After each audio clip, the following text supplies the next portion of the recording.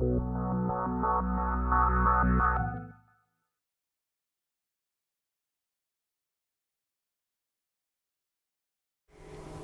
guys, it's Wasim from Always Web Solutions. In today's episode, I'm going to go over some points on how to choose the right designer, right developer for your project, whether it's a website project or a mobile application project, or just a general design project for a business card or for a leaflet.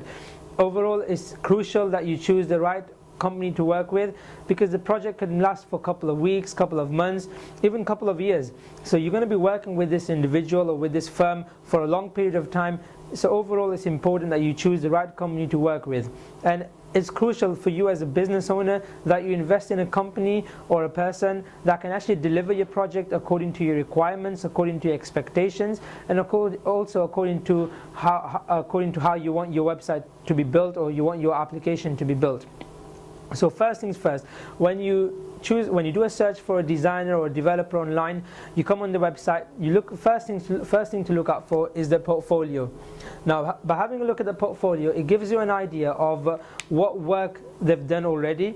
Also gives you an idea of what quality of work to expect for your project, and is it according to your standard? Is it something that you would be happy with? If this designer was to do your project for you, or this developer was to do your project for you and deliver your project, would you be happy with the work? So by having a look at the portfolio, it gives you an idea of, yes, this is the type of work I'm looking for, or no, this is not the type of work I'm looking for. So you can then decide whether to go forward in the search for the right designer or right developer.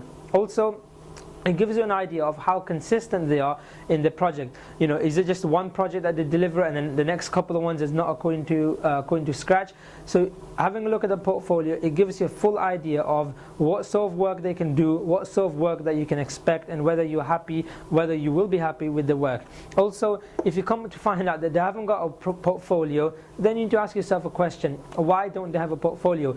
Is it something that they're hiding? Is it something that they're ashamed of? Or if it's a new company but they haven't got enough work to showcase, then you need to ask yourself a question: you know, would this company have the expertise and also the experience in delivering the work that you want to be delivered? So portfolio is extremely important and something that you can't afford to miss.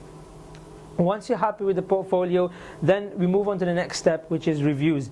Now, reviews plays a major part in the success of a project and choosing the right designer or developer for your organization or for your project. Now, don't just go on the company's website and have a look at the reviews, because overall, you're dealing with designers, you're dealing with developers. They can put anything they want on the company's website. What you want to do is look for reviews outside the company's website. Look on directories, look online, on blogs, on forums. If they've been established for a while, they would have people talking about them outside the website. So that's what you want. You want first-hand experience of people that have actually dealt with this individual or dealt with this company, and what they thought. Could they deliver the project according to the expectation? Are these people happy? Because the portfolio might be good, you know, the portfolio might look excellent to you, but then are people really happy with the work? You know, is it the work that was assigned to them? Was it delivered in time? Was it delivered according to the expectations? All this can be achieved by looking at reviews. Something that you can't afford to miss. If you can't find any reviews, then I would say don't go any further. Look for another designer, look for another developer. And if you still want to work with them and you can't find any reviews outside the website, what you do is, you've established that they've got a good portfolio, contact their existing customers. Pick up the phone or send them an email, say that I'm looking to deal with so-and-so company. I see that they've done this much work for you, or they've delivered your website, or they've done your printing, or they do your SEO or the marketing, whatever work it is, and ask them, are they happy with the work? What feedback can they give? And by you having first-hand experience from the existing customers, it'll give you an idea of, yes, I can deal with this company, I would like to work with this company. So portfolio and reviews are the 2 points that you can't afford to miss when choosing a designer and developer. I do this all the time when choosing a designer and developer for my project, for my team. That I look at the portfolio, I look at their past history, I contact the previous employers. So you as a business owner, you need to do the same thing. At the end of the day, you're hiring somebody and you're hiring a firm for your project. So after you've established the portfolio, you've established that yes, they've got a good track history, people are happy about them, what you need to look at is how active they are. Not just how active they are online, but also what I mean is, if they've got a blog, how frequently do they update the blog? If they've got a social media account such as Facebook, Twitter, Google Plus, and any other social media platforms that they're on, how frequently do they update those posts or update the status? Because I come across many designers, many developers, even individuals and firms that they've got blogs, they've got Google Plus accounts, they've got Twitter accounts, but they're just dormant. There's no one updating those accounts. There's no consistency.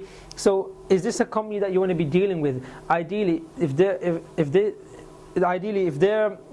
web designers or web developers, and they're active on their profile, on their own platform, they'll be active on your platform. Also, it gives you an idea of what sort of knowledge they have, because if they're going to be updating regularly on the blog, you can read the articles, see what other people are saying about those articles. Are they useful to the customers? Are they useful to the audience? Look at their Twitter account, see how many people are following them. Not just how many people are following them, but see who's following them and who they are following. Also, who are they, basically overall, who are they engaging with? And then if they're on Facebook, see how many people are talking about them, what sorts of posts or updates are they putting out on a frequent basis. All this can be looked at. All this is what I mean by how active they are online.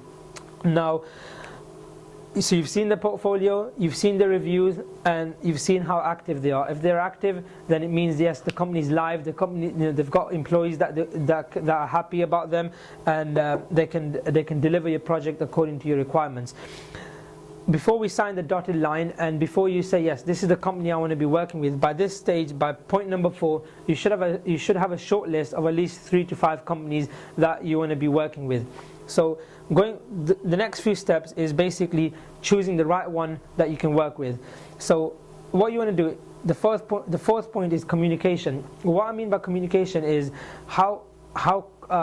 what sort of communication you can have with this individual or with this company. Some companies that I see online and on web, they don't have no communication. They have a portal, you submit your project, and then after a couple of weeks or couple of days, you get your project delivered. There's no communication involved. It's what you submit is what you get out. Now, ideally, communication plays a major part in the success of a project. It can actually break or make a project.